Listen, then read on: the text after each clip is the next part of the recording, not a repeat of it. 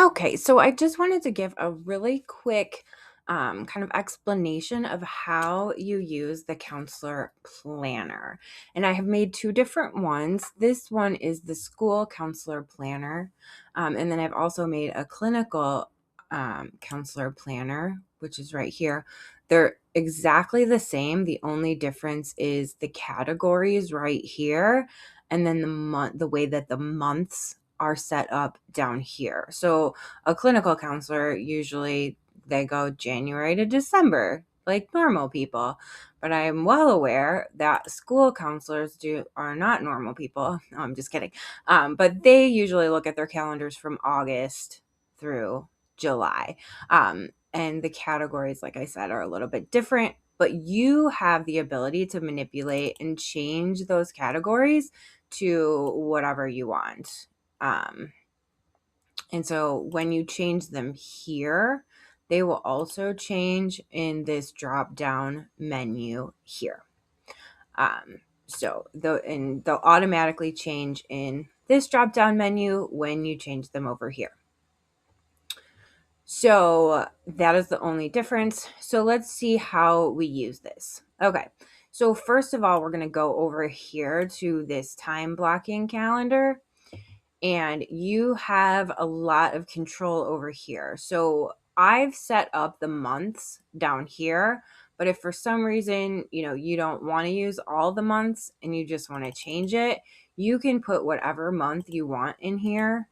Just pick the first of the month and then it will automatically update to that month. It takes a second.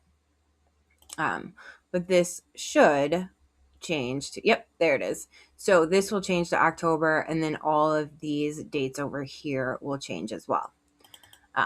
But for this, we're just going to do August. Okay, so you have the month, then you get to choose what time your day starts. So if you get to work at 7, you can have 7. If you want to, you don't get to work till 9, but you want to include things before work or whatever, you can manipulate this right here. Let's say I don't get to work until 8:30. So I'm going to put in 8:30 here. I'm going to hit enter, and then this over here will change and only start at 8:30. Again, it does take a second to update, but it's usually pretty not too long. So you can change that start time to whatever you want it to be. You can also change the day of the week that your week starts on. So we have it starting on Monday. So Monday is first. If you scroll over, Tuesday, Wednesday, Thursday, Friday, Saturday, Sunday. Okay. If you want your week to start on Sunday, all you do is just change that right here, and then it will go Sunday through Saturday. And again, that will update over here. The next thing that I want you to be aware of is these check marks over here. This is the week that is being viewed right here. You can do all of them if you want to see all of the weeks. It will, as soon as it updates, it will, oh, I guess it only shows the first one. Okay, I lied. So you can only show 1 week at a time. But whichever check mark you do, that is the week that will populate over here. I guess that's why it's called a weekly calendar. So that will populate over here. If you change it, let's say it's the last week in August, it will repopulate over here. So that is what you'll see week by week. And in order to see your appointments or, your what tasks you have to do, you add your task over here. So you double click in there and you pick the date. Okay, and then let's say you have this student's 504 meeting. And it starts at 9 a.m. One thing to also notice is that when you put the end time in here, like if you say it ends at 9:30, it's going to still fill in that 9:30 to 9:45 block. Okay. Hope that makes sense. Once you get in there and do it, then you'll see what I mean. So we're going to say it ends at 9:15 because it technically ends at 9:30. I don't know why it does it that way, but whatever. And this is a 504 meeting, so it will color code it for me.